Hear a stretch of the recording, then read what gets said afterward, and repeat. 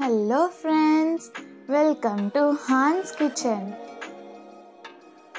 ఈరోజు హాన్స్ కిచెన్లో తెలంగాణ స్టైల్లో గోంగూర చికెన్ కర్రీ ఎలా చేయాలో చేసి చూపిస్తాను. ముందుగా గోంగూరని ఉడికించుకోవడానికి 2 టేబుల్ స్పూన్ ఆయిల్ పోస్తున్నాను. ఆయిల్ వేడయ్యాక 2 కట్టల గోంగూరని శుభ్రంగా కడిగి వేసుకుంటున్నాను. ఇప్పుడు మూత పెట్టుకొని గోంగూరని బాగా మగ్గనివ్వాలి.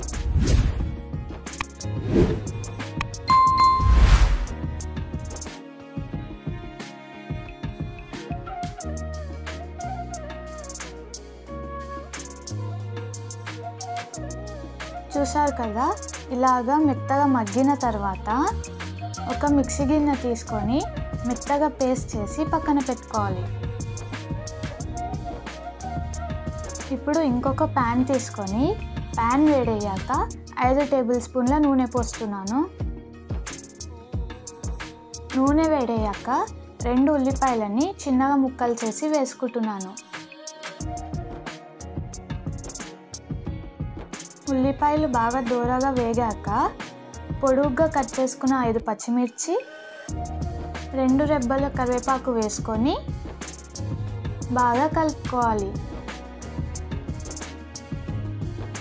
ఇలా ఉల్లిపాయలని బాగా వేయించుకున్నాక 1 టేబుల్ స్పూన్ అల్లం వెల్లుల్లి పేస్ట్, 1/2 టేబుల్ స్పూన్ పసుపు వేస్తున్నాను.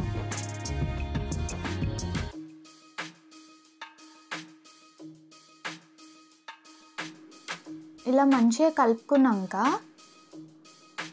1/2 కిలో చికెన్,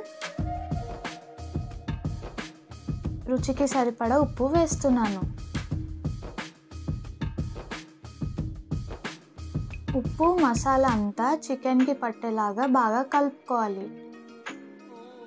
ఇప్పుడు మూత పెట్టుకొని ఒక 3 నిమిషాలు మగ్గనిద్దాం.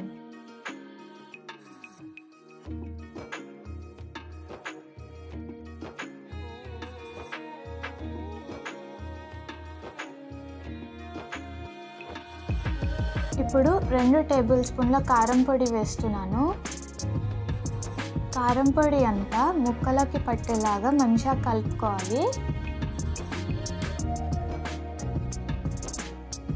ఇప్పుడు మీడియం ఫ్లేమ్లో మరొక 3 నిమిషాలు మూత పెట్టుకొని మగ్గనిద్దాం.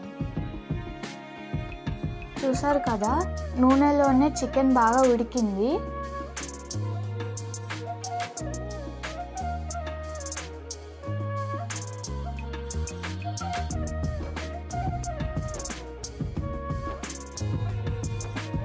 ముందుగానే ఉడకపెట్టి మెత్తగా పేస్ట్ చేసుకున్న గోంగూరని ఇప్పుడు ఇందులో వేస్తున్నాను.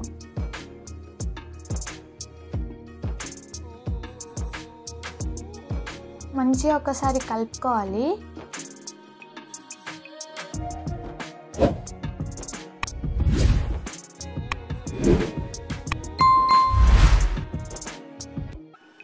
ఇప్పుడు మూత పెట్టుకొని మరొక 5 నిమిషాలు మీడియం ఫ్లేమ్లో మగ్గనిద్దాం.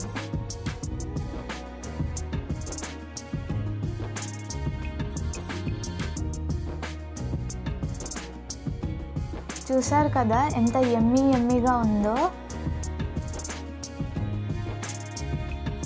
ఇప్పుడు 1 టేబుల్ స్పూన్ ధనియాల పొడి, 1/2 టేబుల్ స్పూన్ జీలకర్ర పొడి, 1/2 టేబుల్ స్పూన్ మెంతుల పొడి వేస్తున్నాను.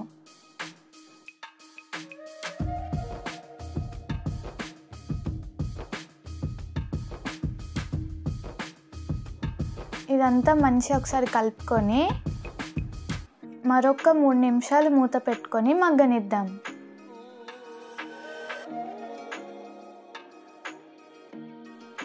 ఫైనల్గా కొత్తిమీరతో గార్నిష్ చేస్తున్నాను.